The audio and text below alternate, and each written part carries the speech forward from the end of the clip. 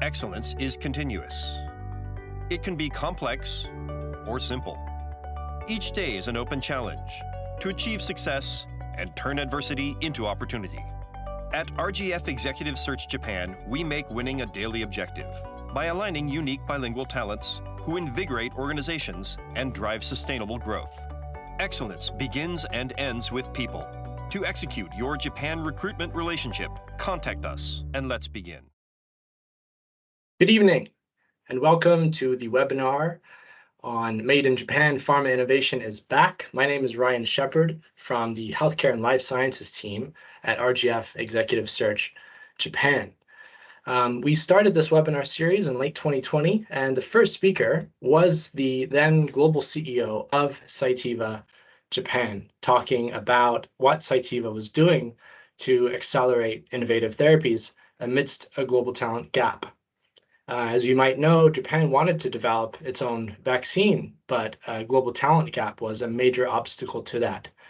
And while the pandemic is now behind us, Cytiva has been very busy to address these obstacles and work on a plan so that Japan can be more resilient as a country and to boost manufacturing capabilities in Japan, with the talent gap being a core theme to that, which is what we will explore today with Stephane Perrey, General Manager Japan of Cytiva. And just before we get started, I'd like to announce that the Q&A is available. You can either post anonymously or enter your name, and we'll get to those questions after Stephane presents some insights into the talent gap itself and what Cytiva is doing to address this and develop the next generation of leaders. So, Stephane, thank you very much for being here today. I'm going to bring you on screen. And you're now on screen with me. Thank you so much. We've been talking about this for years, Stephane. Thank you for being here today. Absolutely. A pleasure. Thank you very much. So I'm going to take myself off screen now, and when you're ready, go ahead and share your slides. And okay, the screen is yours. All yours, Stephane. Thank you very much. Thanks a lot, and thank you for having me. It's really a pleasure to be following so many great speakers that I had the pleasure to listen through the years.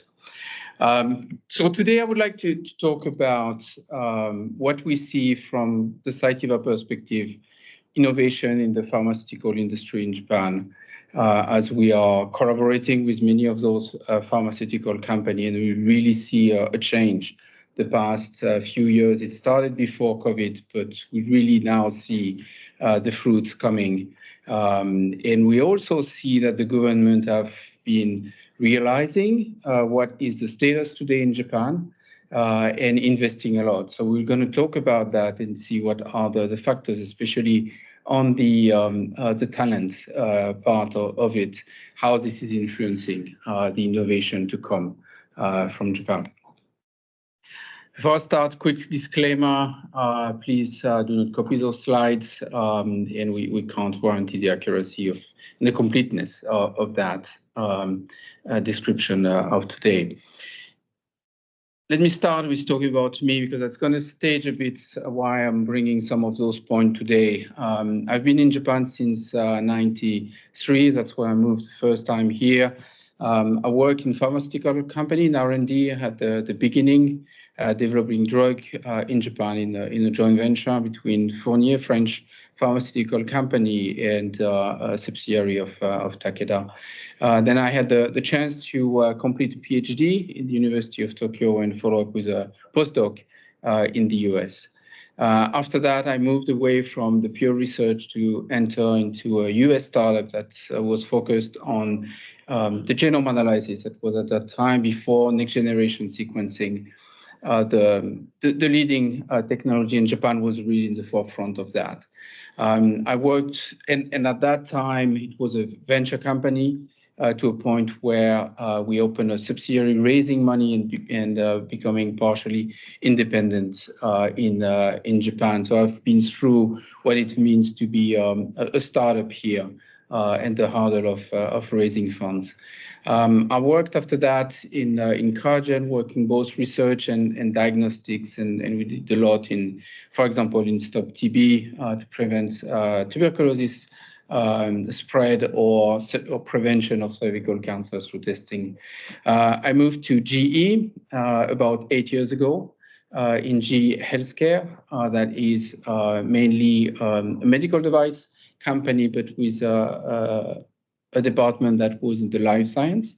And that department was sold out in 2020 into the Danaher Group and became Cytiva. So the whole organization moved. And we are focused on the production of biologics. We're not producing biologics by ourselves, but providing technology to do that. So that's my working history. And it's really interesting to see how Japan is evolving these days. So Cytiva, I will go through a few slides only to let you know who we are. We are a company, as said, that helping in the manufacturing and research of biologics or biotherapies.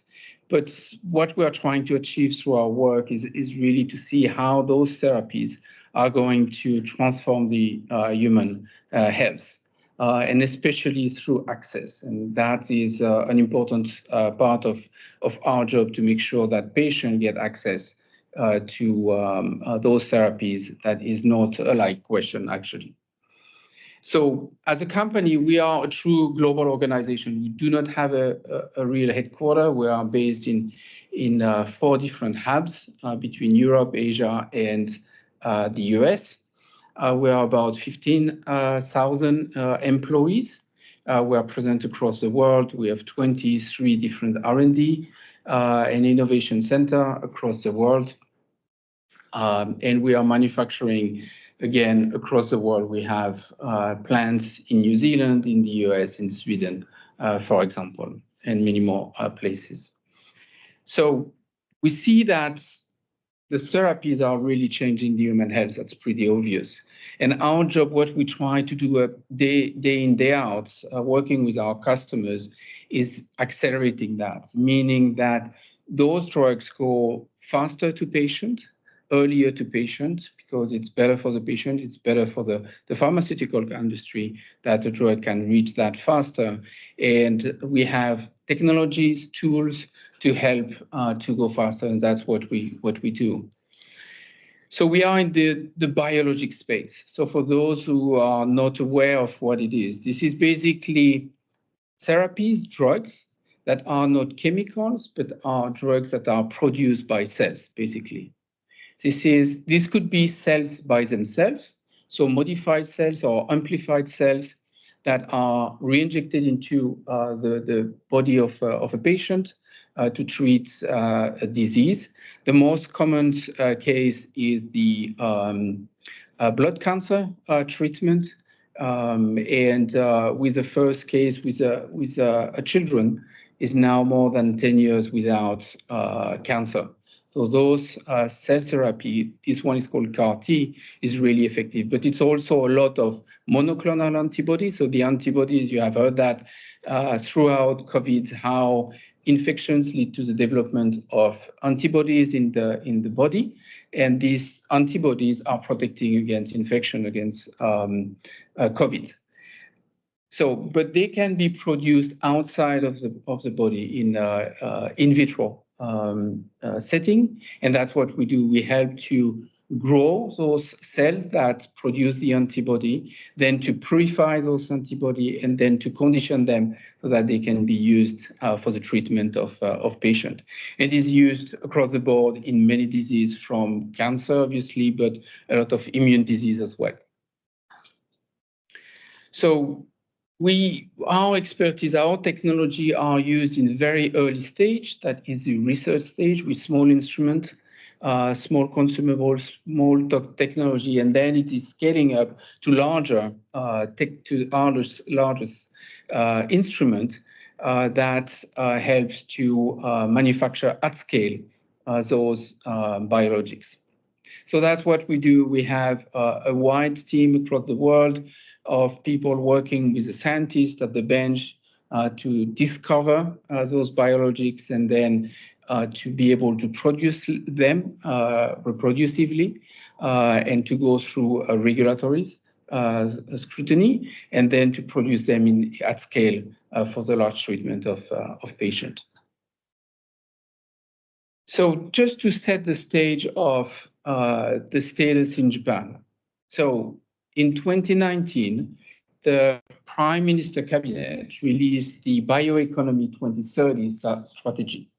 That is a quite extensive strategy that encompasses all the elements of biology and define how to grow that market and the GDP of Japan through that specific segment. I will just focus on the part that is our part, that is the healthcare, but it's more than that. There are 5 different axes that, as you can see, very typical of Japan. You have those mascots, so you have the bio rangers, 5 different bio rangers from white, green, red, blue, and gray. And our space is the red one, the red bio, that the healthcare. And part of it's not only biologics drugs, but a part of it is, as said, the biologic, but also very importantly, as Ryan was touching upon at the beginning, vaccines. As Japan was late in developing vaccine, they successfully developed vaccines that have been approved, but it came a bit late. And also the genomics and how to manage the data of genomics. So the overall market for the bio market for Japan is today at 63 trillion yen, and that was in 2020. And the strategy is aiming at reaching 100 trillion yen by 2030. On the red bio piece, it was in 2020 1.5 trillion, aiming at 3.3 trillion. And there is a lot of activities and a lot of investment that is happening in that space. To put it simply, the government have earmarked 1 trillion yen, so for 3.3 trillion market to be grown. So investing 1 trillion yen, and basically the 3 biggest targets are on the academia side. So it's really boosting research to create more discoveries of potentially new technology or new therapies. So it's really pushing research with a specific angle around pandemic and readiness for pandemic. The second bucket is the startups. So it's a matching fund for venture capitals. If a venture puts 1 yen, the government will put 2 yens. So helping to fund more venture companies in Japan. And the last part, that is also 0.3 trillion, it's on the infrastructure. So what was very clear during the time of COVID is one of the elements that was slowing down the development of vaccines was the lack of infrastructure in Japan, and especially in the CMO side. So contract manufacturing organization that will manufacture drug on behalf of either startups or a pharmaceutical company. And they came up with the concept of dual use, where the government is funding the building, the infrastructure, and everything that goes inside. And the company that receives the money can do whatever they want with it, unless a pandemic is kicking in, and then they have to switch this capacity to manufacture vaccines. So it's really a pretty comprehensive approach to build resilience for Japan. So that's a good thing. And we see that Japan is very strong in academia. If we just look at, in this century, the number of Nobel Prize in science, Japan is number 3 after UK and US. So it's a very strong position and obviously a lot of discovery and contribution to basic research, but also innovation. If we look at the pharmaceutical industry broadly, and if we look about per region, not only Japan as a whole, but per region, where we see that there are in Japan 2 major hubs. for pharmaceutical company, that is Kanto around Tokyo and Kansai around Osaka. They are well positioned in terms of ranking of the number of drug in development, and the data are from 2021. Also, we see real innovation coming from Japan in the space of biologics. It's already a few years ago, but the immuno-oncotherapy field started in Japan, started by discovery from Professor Honjo from the University of Kyoto. That led him to win a Nobel Prize a few years ago. And that really led to transforming the immune response for the cancer of treatment. That has been a game changer in that space. Another space where Japan has been really strong recently, it is Daiichi Sankyo, who developed a groundbreaking ADC. So it's antibody drug conjugate. So it's using an antibody as a way to stick to a cancer cells, but they had a payload, so like a bomb that goes inside of the cells and kill the cells. And that have been broadly used now across the world, and it's a very successful drug. And more recently, really less than a year ago, a startup actually, Alcalis from Japan, have received the first approval for a self-amplifying RNA. So it's the same concept as the RNA for the COVID vaccine, but this one requires much less RNA because actually the RNA is able to amplify itself in the cells that they are entering. So it's a lower dose. So it is expected to have lower side effect because a lower dose and reducing the manufacturing cost as well. So it is a very interesting discovery that came from Japan. So we really see that innovation is back in Japan. And you may think that everything is good. The sun is shining, but it is not that completely true, unfortunately. So the big thing, if we look on the negative side for the biologics in Japan, is that actually biologics started about 30 years ago, and Japan missed that boat. They didn't invest at the time, they didn't believe in it, and there is relatively a small number of pharmaceutical companies in Japan that is developing and producing biologics. And if we look at that positioning, what we see, if we look at the top 100 drugs across the world, being biologics and non-biologics, about 50% of them are biologics actually. And the contribution of Japan is 10 of those 100 drugs. That is not a bad position to be in when we think that 50% of it is anyway coming from the US. But it's only 2 out of those 10 that are coming from Japan. So it's a very small number, showing that Japan really missed the boat. Looking at that picture from the other side of more on a trade perspective, it also showed that 90% of the biologics used in Japan are actually imported.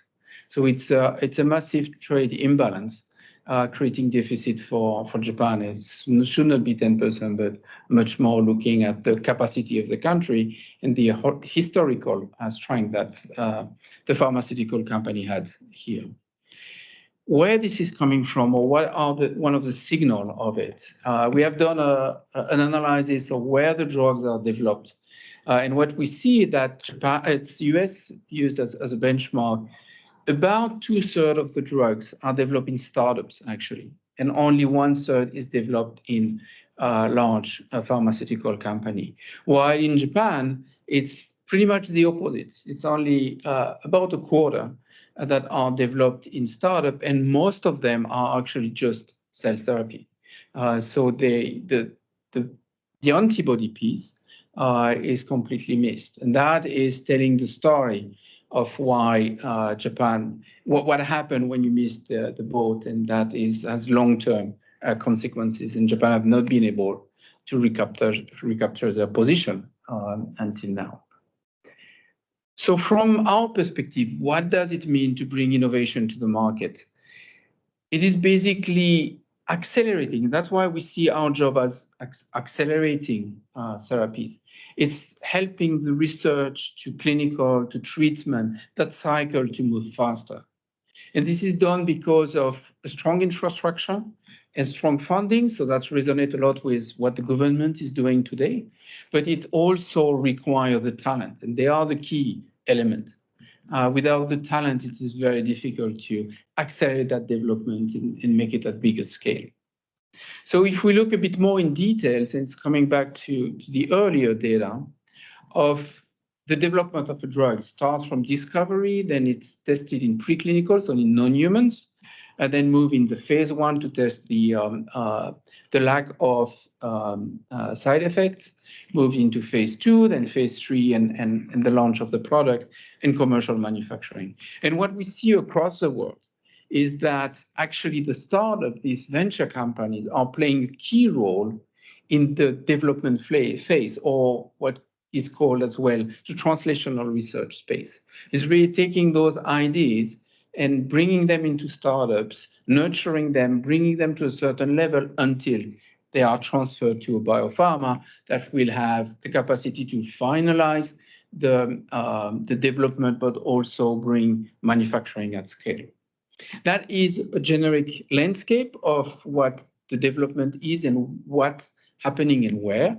But if we look more specifically to Japan, what Japan is missing is really this middle part, the startup part. And that in many countries called like that, but it's even more stringent in Japan. It's really the valley of death. This is where those ideas, those potential innovation from the academic space do not go into this nurturing step, and nothing is happening, and that has an impact on the biopharma. So really the key for Japan is how to fix that space of the valley of death, how to create more startup in the country. That is not easy, especially when we think about the evolution of Japan and the overall labor force. What we see a decrease. It's very well known. This is the aging of the population, but also the lack of kids. And there is a talent gap. It's well known, well understood, and the Ministry of Health and Labor and Welfare is telling us that by 2040, the labor force will be decreased by about 12 million. This is about the size of the city of Tokyo.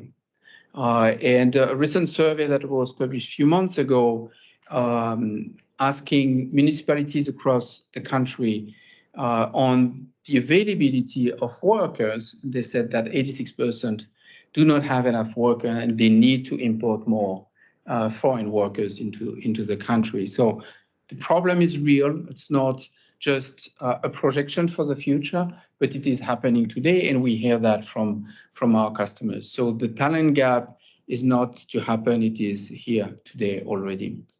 So if we summarize what we see today, there is good elements, the investment in capacity for innovation, but the lack of startup and a population that is not increasing is not necessarily very dynamic.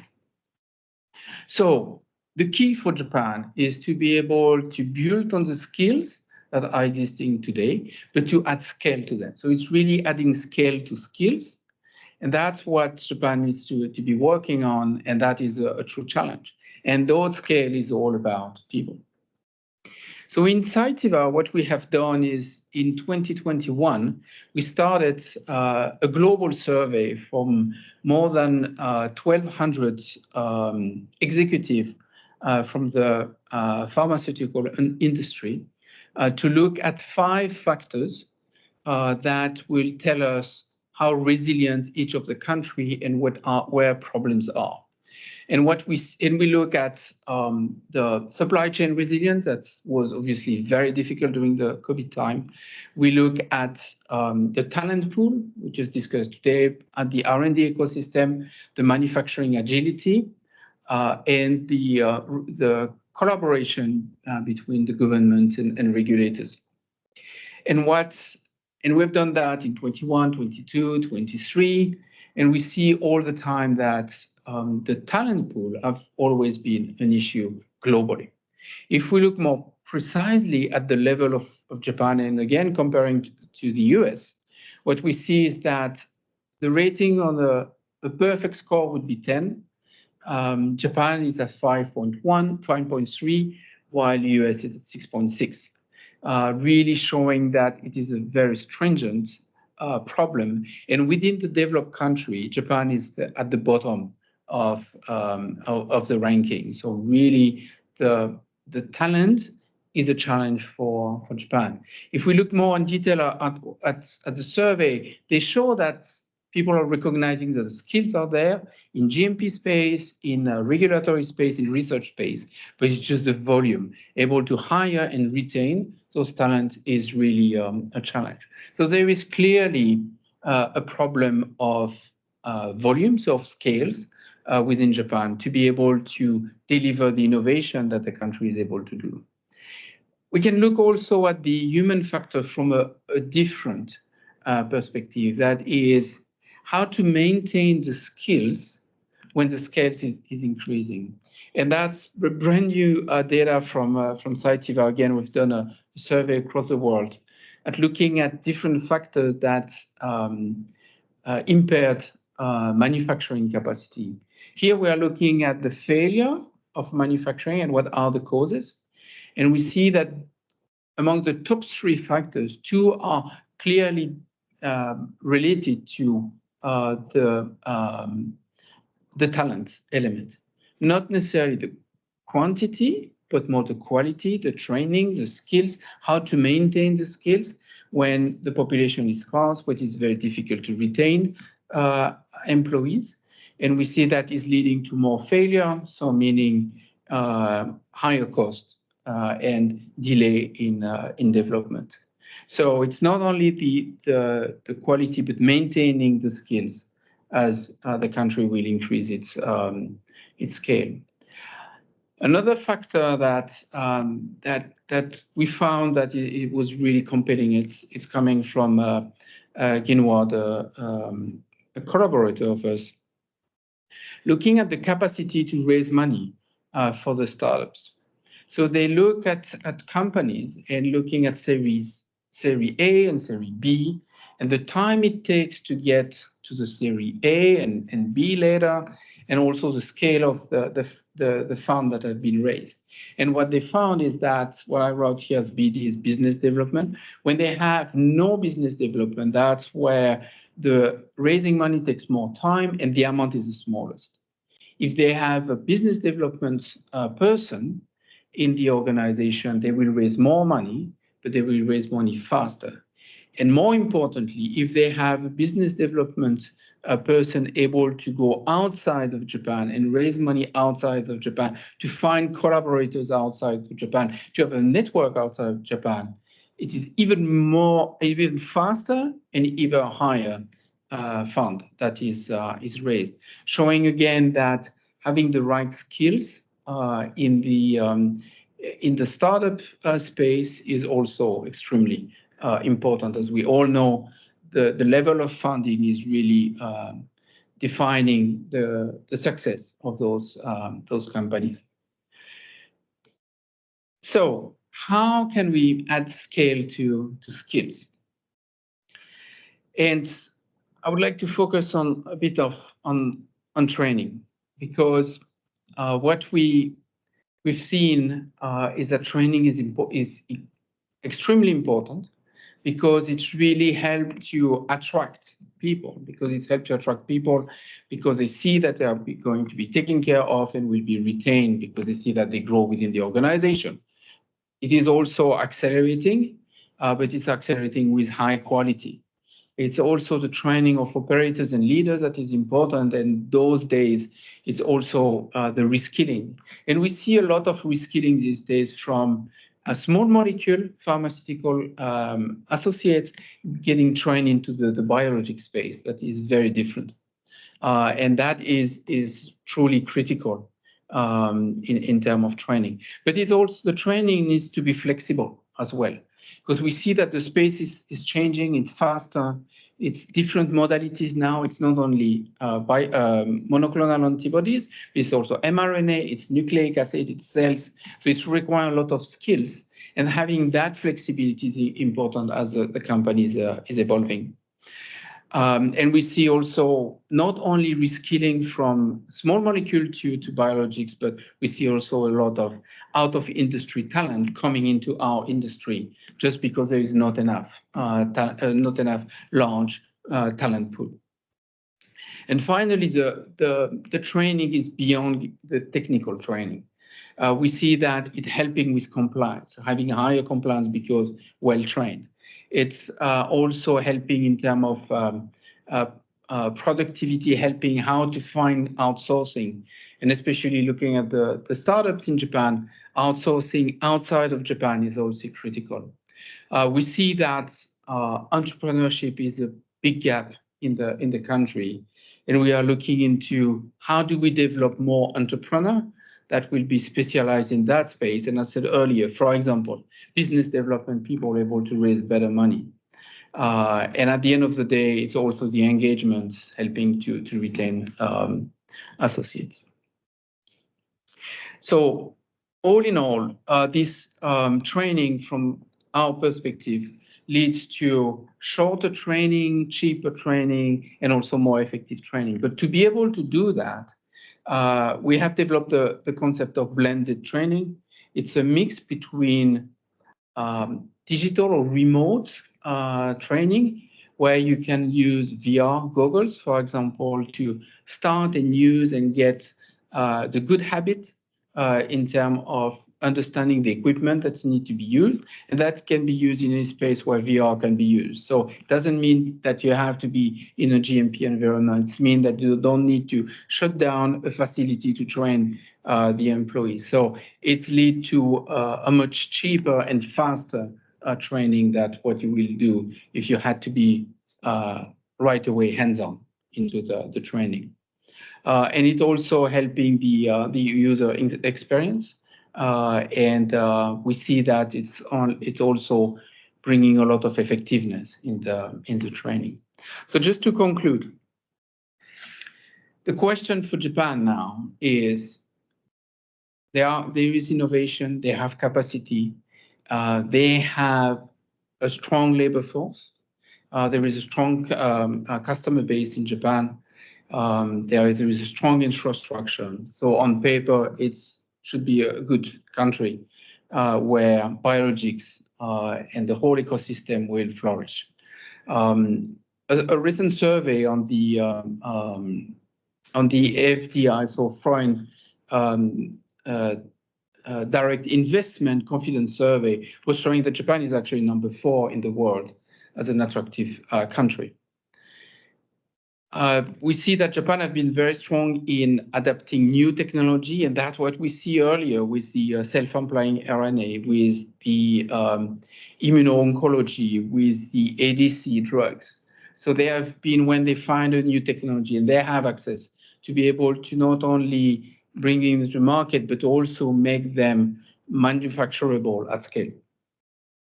And we also see a trend across the world where manufacturing is getting more and more important. I think that the semiconductor is telling a very strong story where manufacturing is important. And we see, for example, a lot of countries bringing back semiconductors manufacturing. And we see that in the biotherapies as well, where the resilience of the country require to have local manufacturing.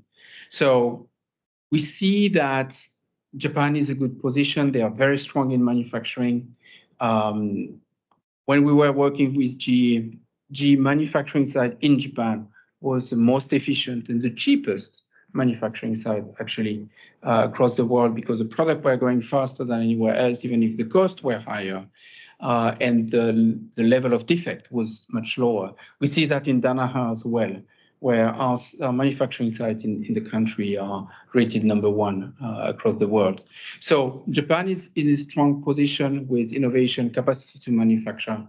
The question is really the talent, and not only who will come in Japan, how to find the talent in Japan, but also why people will work in that space and not in another one that could be more attractive, like we see today, more into the digital area.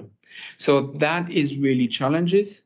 Personally, obviously, I'm not from Japan.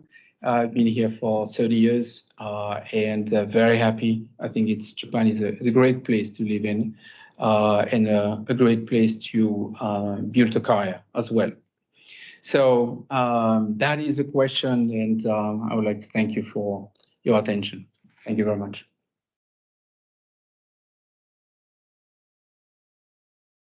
Thank you so much, Stephane. What a wonderful and very potent presentation addressing a lot of the obstacles and data to back those up. I want to get right into questions because we do have quite a few from both registrants and live viewers. So going to one from a live viewer. This is Arjuna from Illumina.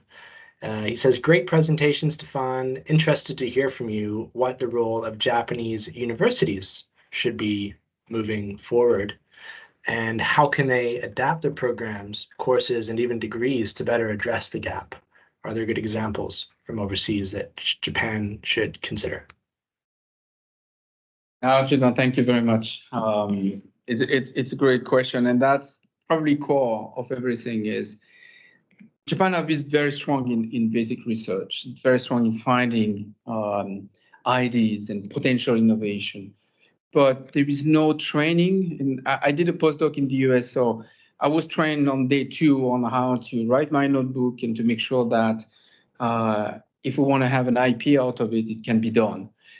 So those training are still weak today in Japan. And the second point is manufacturing considerations need to start very early. Because one thing that we hear a lot is that actually it's very difficult to reproduce discovery that are done in academia when they bring that into the stringent setting of a pharmaceutical company or a CMO or a startup. So I think that this is this 2 point where we need to help and bring more understanding of manufacturing. I think that this is a basic, and then the question is, once this is done, is how to help those scientists to say, I'm going to move and start a company, or I will try somebody to help to start a company. I think that's the third element, but it's, I would say, a bit later. There was one slide representing the biologics that Japan has originated and innovative that are now global, a minority.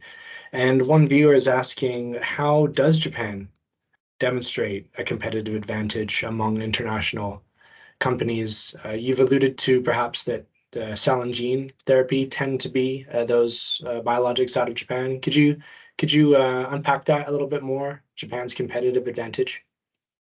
Sure. I think that it is really a question of scale first. In the antibody space, where the one that have started early are really strong at the same level as other company in across the world, being in Europe, US, or in Asia now. So there is no real difference. They really are at par. It is just that the number of those companies are very small. That's the unfortunate space. So they can do it. They have no problem. They did it, and they are bringing innovation. I think it's more how to bring those innovation into the pharma. That is the real question from my perspective. And then we need more because if we really want to see Japan to deliver what they are able to do, we need more startups and more biopharma companies. And speaking of startups, you referred in your introduction that you yourself have been at startup companies here in Japan, including Japan branches of multinational companies starting up in Japan. One of our viewers is asking, what have you observed in terms of the talent acquisition and development approaches employed by small to mid-sized subsidiaries of MNCs in Japan? Yeah, I mean, we see everybody struggling across the board, and we're working on trying to create a council to work on that today, and to really be able to map better the gap, where the gap is, and what's need to be done to mitigate that gap. So we are very active on that space. For me, when I was starting the company and raising money and hiring people, and the hiring was the key to be able to demonstrate that we are able to hire. I was a bit on a lucky position that we were already doing a lot of work on the research side, and then we were raising money to start a new subsidiary that will be developing diagnostics. So we already had a presence. We already have developed a network.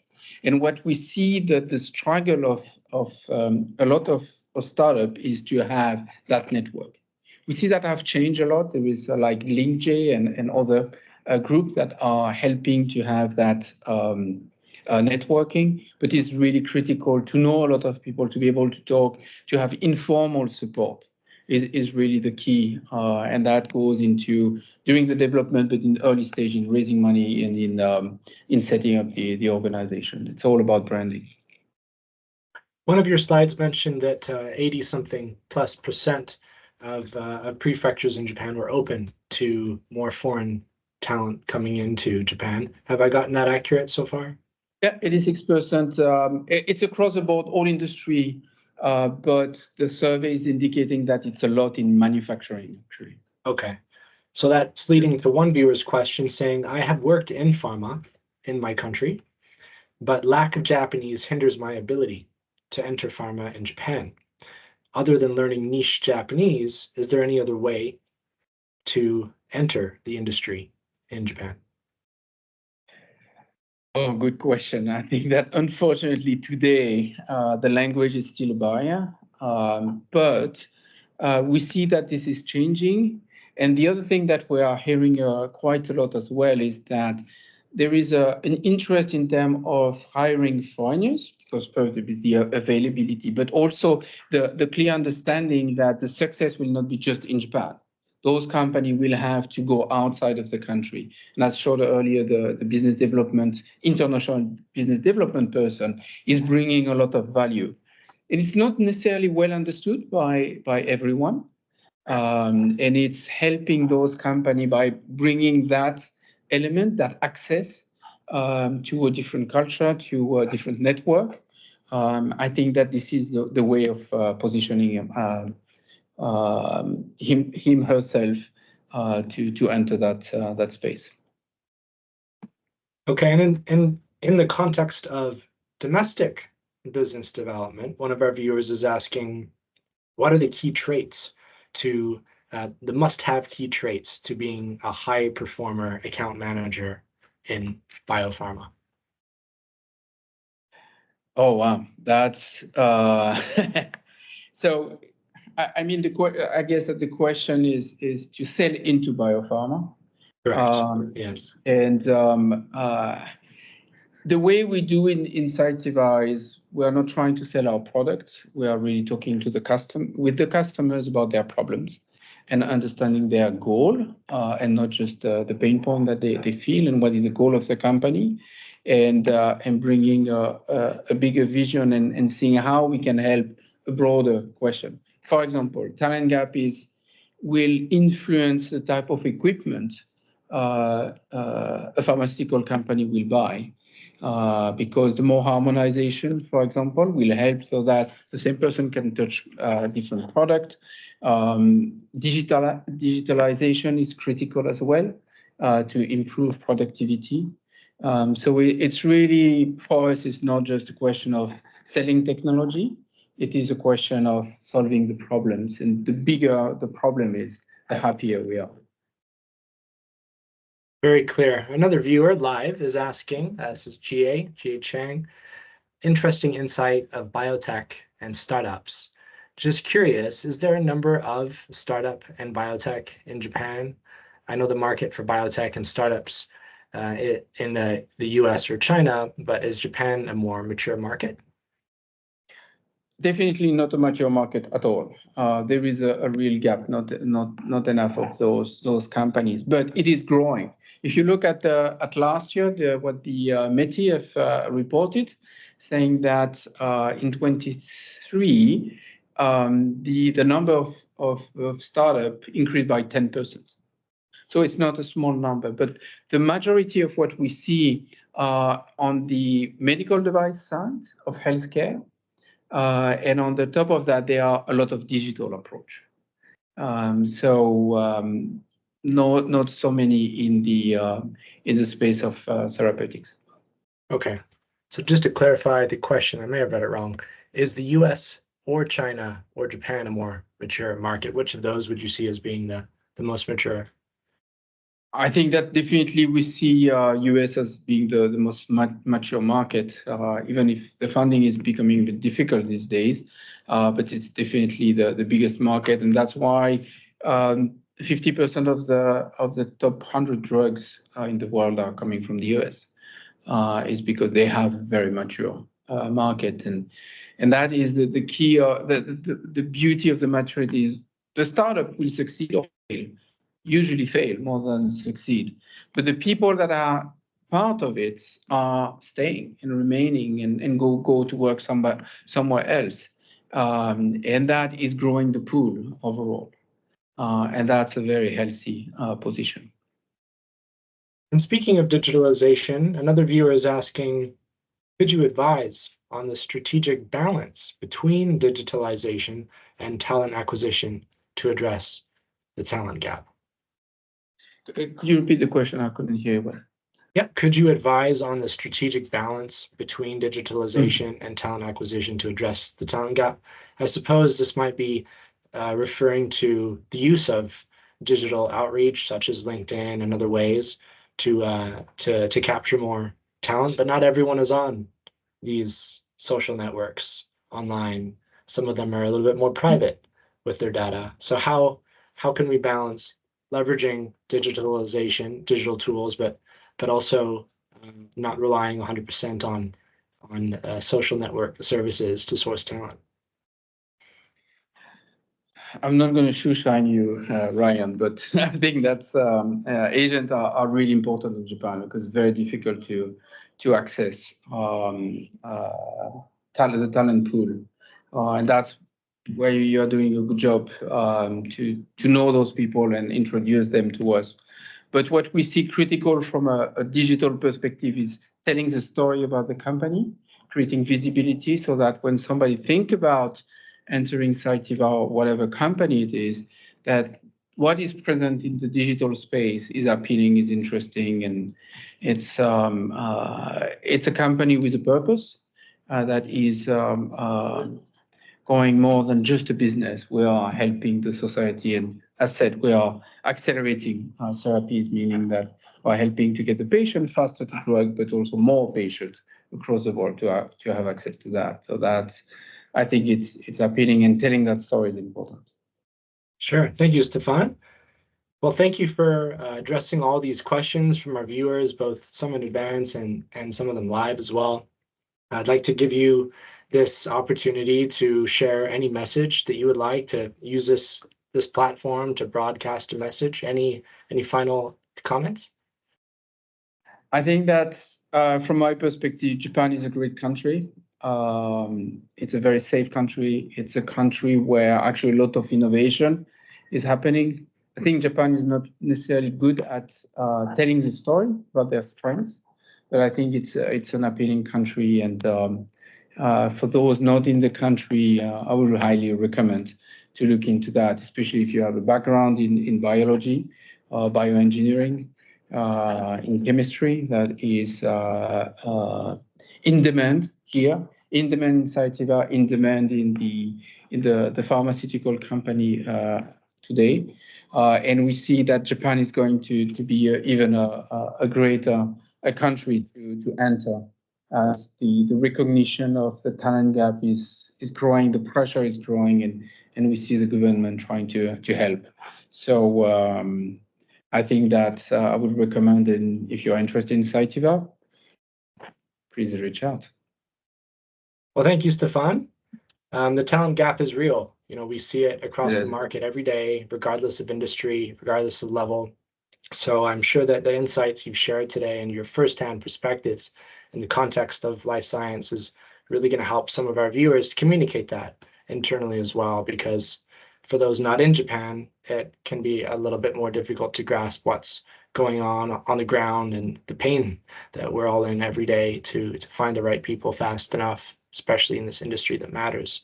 So thank you again, Stephane, so much for your fantastic presentation today. Thank you always for your partnership, and all the best with executing this strategy in Japan. Thank you very much. All right, and that concludes our webinar for this evening. Thank you very much, everyone. And one last comment, stay tuned for our next webinar, which is going to be a week from today.